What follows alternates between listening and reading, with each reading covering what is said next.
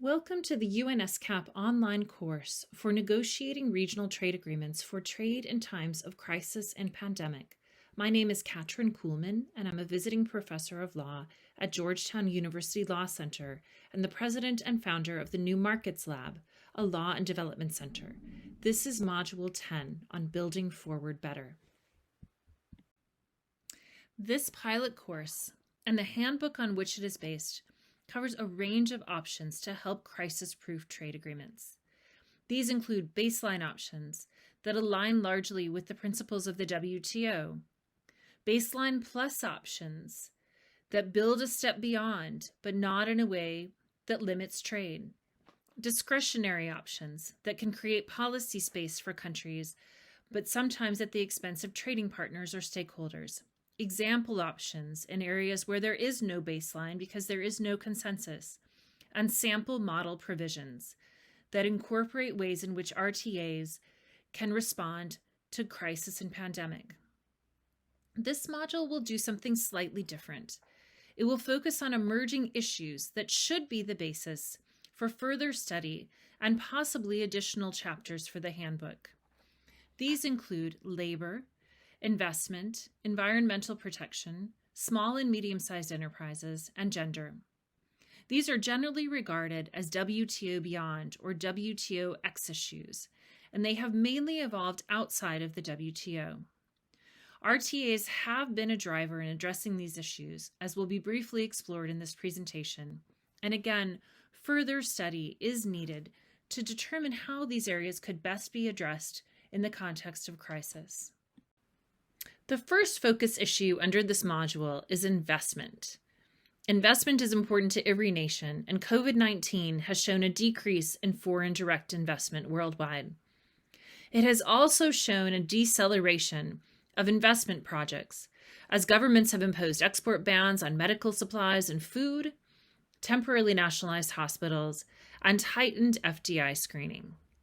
There is also concern that these measures could lead to future claims under investor-state dispute settlement, or ISDS mechanisms, found in bilateral investment treaties and a number of regional trade agreements.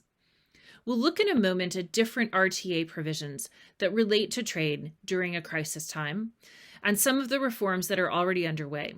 Before doing that, though, it's important to note just a few aspects of the legal foundation for investment. One, there is no multilateral investment agreement or treaty. And so with this in mind, this is an area that is covered to some degree by WTO rules, but isn't covered in full.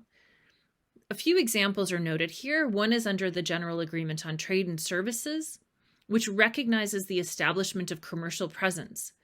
Commercial presence is one of the modes of services delivery, Mode 3, and it's the most commonly used mode of services delivery. However, it's also important to keep in mind here that ultimately the commitments made by members on their services schedules will reflect overall the landscape for investment. There's also the WTO Agreement on Trade-Related Investment Measures, the TRIMS Agreement, that prohibits imposing trade restrictive or distorting investment measures, such as local content requirements for goods, or trade balancing requirements inconsistent with the national treatment obligation or prohibitions on quantitative restrictions. And then regional trade agreements cover investment as well, often to a much deeper degree.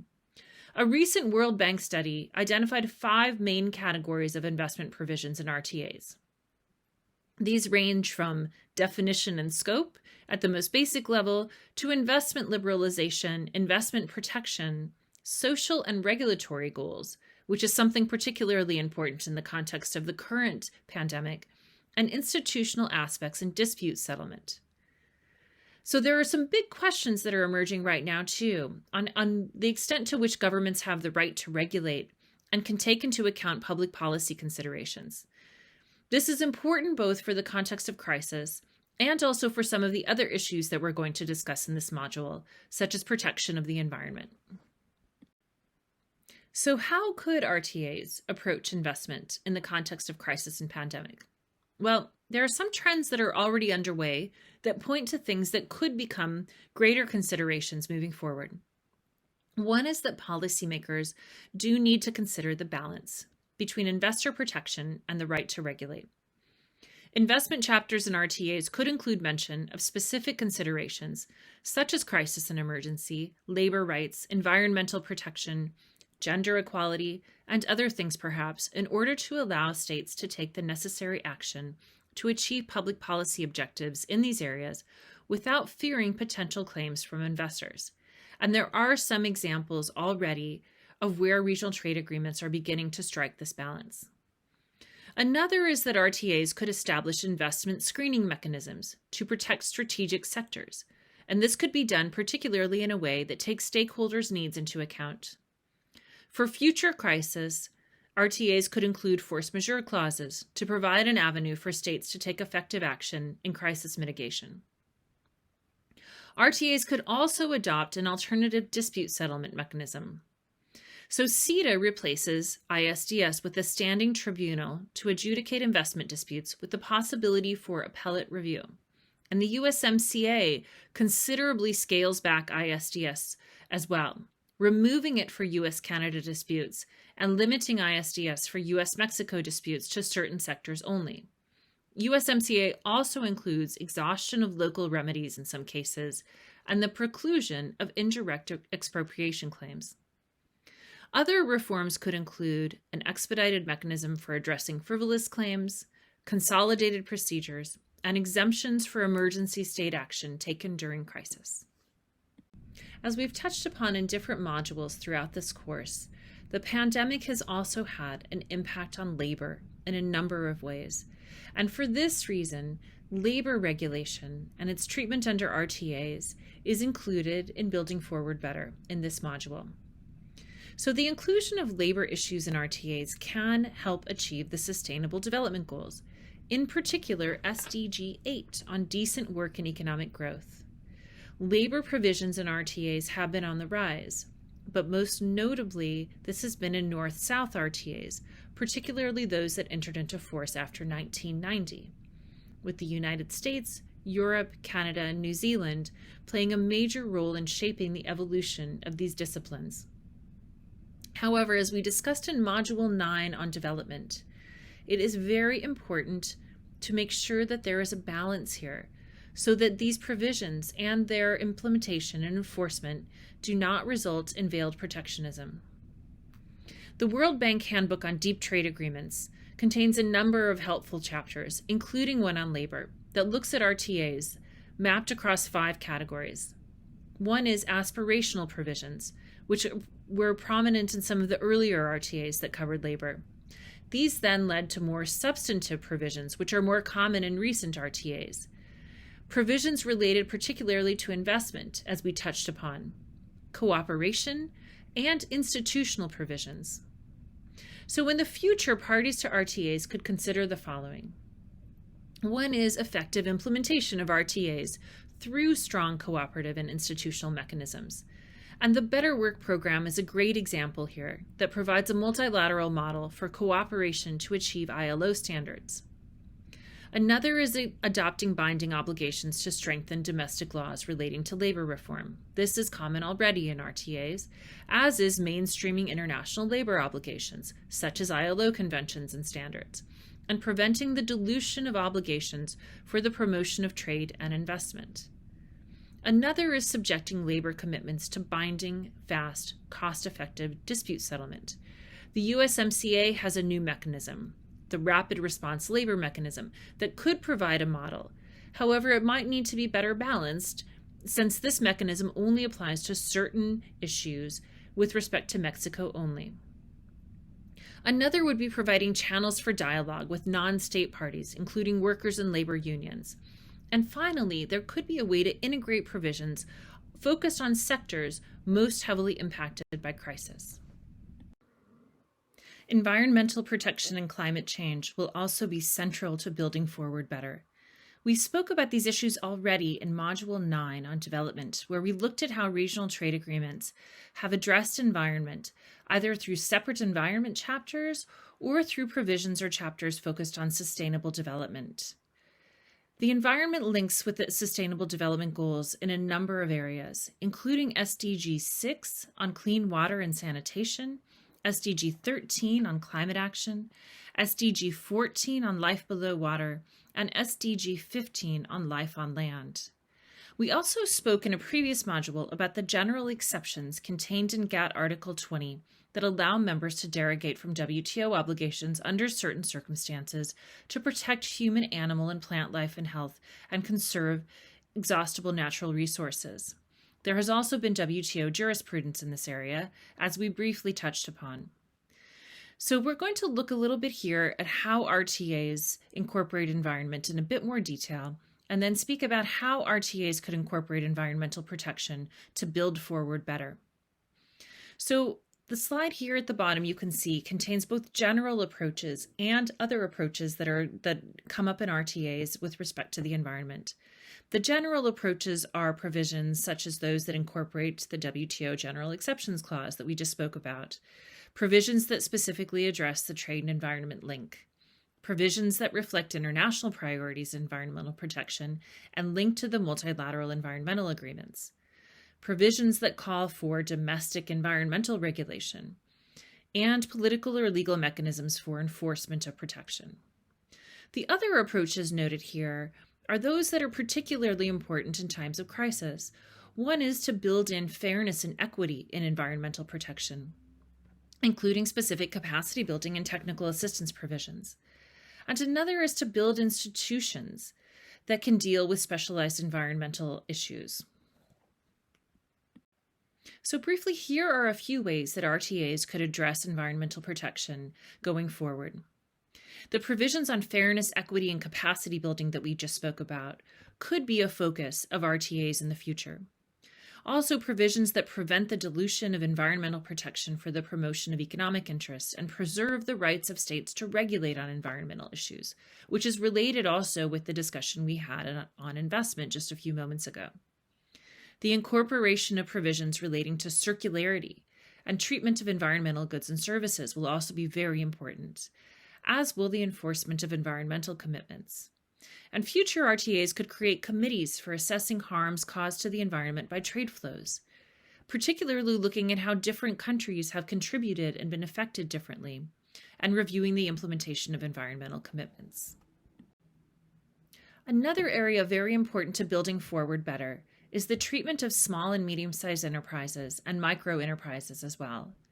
These small businesses have been particularly impacted by the current pandemic, and it is likely that they would bear the brunt of future crises as well.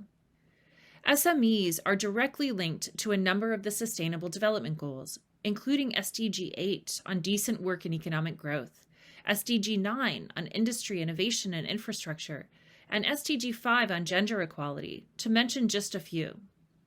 However, despite their importance, SMEs have not traditionally been the focus of global trade provisions. There is no specific reference to SMEs under the WTO covered agreements, for example. But we have talked in some of our other modules about how SMEs are impacted by trade rules, ranging from rules on trade facilitation to those on transparency. For example, the Trade Facilitation Agreement obligations on access to information, digitalization, and automation, as well as the establishment of single window systems that can facilitate compliance and ease of doing business, all have implications for SMEs. The WTO TFA also calls for specific consideration of the special needs of SMEs and its provisions on advanced rulings and authorized operators. Most commonly, SME provisions in RTAs call for cooperation among states, and there is a trend to include these provisions in RTAs now that seems to be gaining ground. There are also sometimes exemptions or reservations applied to SMEs in the RTA context. Other provisions include mandatory provisions to prevent harm to SMEs or various best effort provisions. And recent RTAs tend to contain provisions on information sharing, cooperation, and establishment of RTA committees on SMEs. So here are a few areas for building forward better that could help address the needs of SMEs even more substantially. RTA options in the fields of trade facilitation, SPS and TBT, transparency, export restrictions, and digital trade contained in this handbook could all be tailored to the needs of SMEs. Access to finance for SMEs is also going to be critical, both in building forward from the current crisis and dealing with future crises. And this could be linked to RTAs, as we're starting to see already, for example, in recent statements on the African Continental Free Trade Area. RTAs could also encourage SME development through institutional provisions. For instance, the establishment of committees to monitor the implementation of treaty provisions beneficial to SMEs and ways to engage stakeholders in dialogue. And the enforceability of SME provisions will continue to be an important area for debate. The final area that we want to highlight for building forward better is how RTAs address issues of gender equality. The COVID-19 pandemic has impacted women in a number of ways. The WTO has noted that women in developing countries and LDCs have been particularly hard hit by the pandemic. The pandemic has also affected sectors in which women are increasingly working, such as healthcare, retail, and of course the informal sector. And school closures and lockdowns have resulted in increases in domestic abuse and violence. The WTO covered agreements do not include specific commitments on gender or account for the different effect of trade on women. And RTAs have generally also ignored this difference, assuming things to be gender neutral. However, this is changing. And a recent WTO ministerial conference in 2017 endorsed the Joint Declaration on Trade and Women's Economic Empowerment, calling for gender-responsive trade policy. We're now starting to see more and more gender-specific language in RTAs, which could sometimes be in a preamble, in a standalone chapter, or as part of a sustainable development chapter. 5 RTAs to date: Chile-Uruguay, Canada-Chile, Argentina-Chile, Chile-Brazil, and Canada-Israel include a separate gender chapter that has common elements: affirmation of the need to eradicate discrimination against women, recognition and adherence to other international agreements on gender, cooperation on gender issues, institutional provisions including the establishment of committees for cooperation and exchange of information, and soft committee-based dispute resolution mechanisms to amicably resolve issues that arise. While the incorporation of gender provisions in regional trade agreements is a notable step forward, more could be done through RTAs to address gender inequality and build forward better. For example, RTAs could, to a greater extent, recognize and bind members to international instruments on gender issues, such as the UN Convention on the Elimination of All Forms of Discrimination Against Women and the Beijing Declaration and Platform for Action on Gender Equality and Women's Rights. They could also incorporate minimum legal standards, as we see in other areas, and gender-specific general exception provisions could be incorporated. Gender provisions could be subject to dispute settlement, which to date only the Canada-Israel FTA contemplates. And gender chapters could include cooperation and capacity building provisions, which could include financial assistance, joint workshops, establishment of gender committees, development of best practices, standards on sex disaggregated data, and requirements for comprehensive gender assessments. And of course, some of these things could be incorporated into RTAs, even in the absence of a gender chapter. Gender could also be incorporated into national strategies on trade agreement implementation, and this is starting to happen in the context of the AFCFTA. We could also focus on addressing areas in which women's work has been impacted by the pandemic and could be vulnerable to future crises. The issues covered in this module and other WTOX issues will be particularly significant as states respond to crisis and build forward better, and it is likely that their importance will only increase going forward. A global crisis the scale of COVID-19 is really a wake-up call and should serve to strengthen existing requests for reform and a focus on inclusive trade and sustainable economic and social development, since it has highlighted so many vulnerabilities in the trading system itself and among many stakeholders.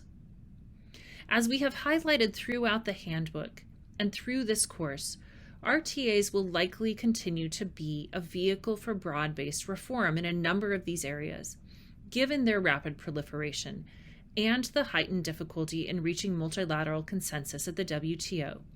However, nothing that we've discussed in this course should take the place of WTO reform, and hopefully some of these things will have application in that context as well. It is important to note as we conclude that all of the issues highlighted in this module merit much more detailed attention in order to identify RTA options and the possibilities